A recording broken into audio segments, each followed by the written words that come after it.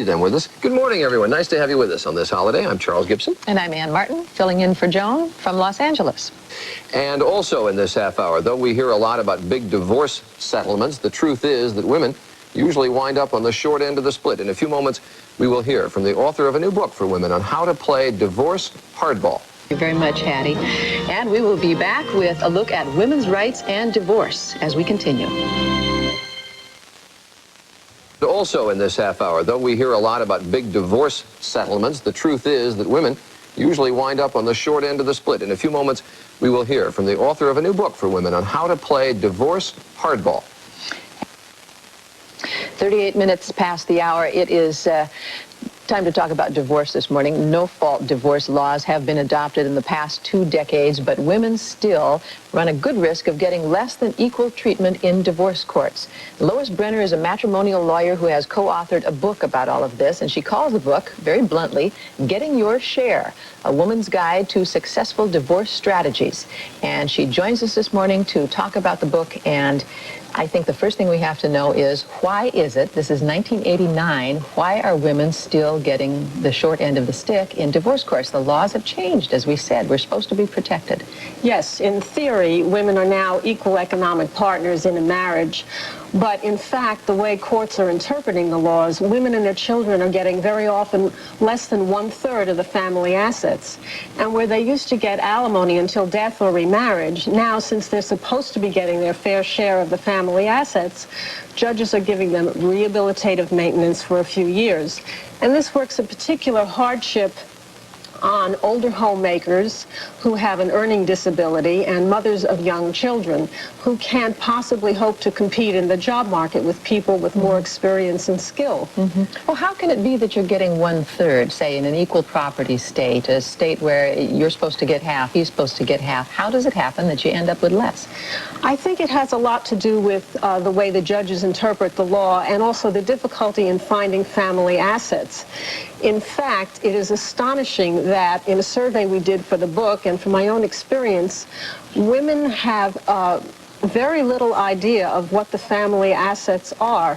This seems to be quite consistent, even for women who are working. And it is surprising. You don't expect to hear that. I mean, 30 years ago, yes, that was the story that we heard. Women were being divorced. They didn't know how much money they had no skill. That was then. This is now, and it hasn't changed? In this day and age, it's still the same. A survey we did nationwide of experienced divorce lawyers said that men control the family assets. And they also said that they prefer, those who expressed a preference said they prefer to represent men rather than women because women are too emotional and men control the family assets and are in a better position to pay their legal fees. All right, so I'm a woman who's looking to get divorced. Obviously, my choice of lawyer is key here. What do I look for, and what do obviously, I don't look for one of these lawyers who would rather represent my husband. What do I look for? Well, first you want to go for a consultation to a specialist, someone who practices primarily in the area of family law, just the way you would go to an eye doctor if you had an eye problem. You want to make sure that somebody has a few years of experience. I would say 5 is a good minimum. You want to find out what percentage of the lawyer's practice consists of family law. I would say it should be at least 1/3. You want to make sure you have a lawyer who can try cases. I would say 2 or 3 a year is a good sign. Why is that important? You're hoping, of course, to settle out of court with this, aren't you? Absolutely. That's what you want to do. But if it doesn't happen, you have to have someone who handles the case all along in such a way that you could do well in court at the end. And there are several kinds of lawyers to avoid. You don't want the boy am I busy lawyer who spends the whole consultation on the phone with other people. If they're doing that before you hire them, you can only imagine what will happen after you do. And you also want to avoid the let's kill him lawyer who promises you revenge, because you're not going to get that in court.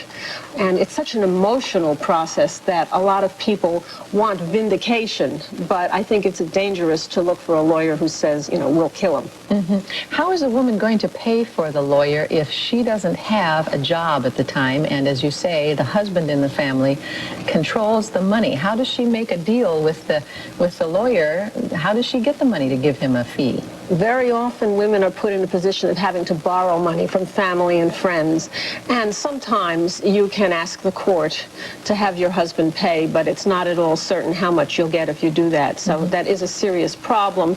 And that's why women need to know that even during a good marriage, they should have some control over the family money.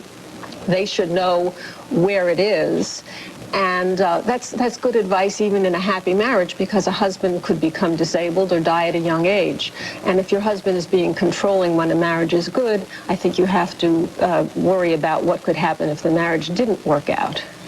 And You've got to look out for yourself, is what you're saying here, aren't you? I think the bottom line is that the law will not protect women the way they expect, and they really shouldn't become dependent on somebody else. They should keep up their job skills.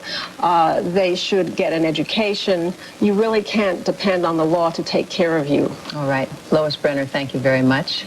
Thank you. I've read most of the book and enjoyed it very much. Thank you very much. All right. Thank you.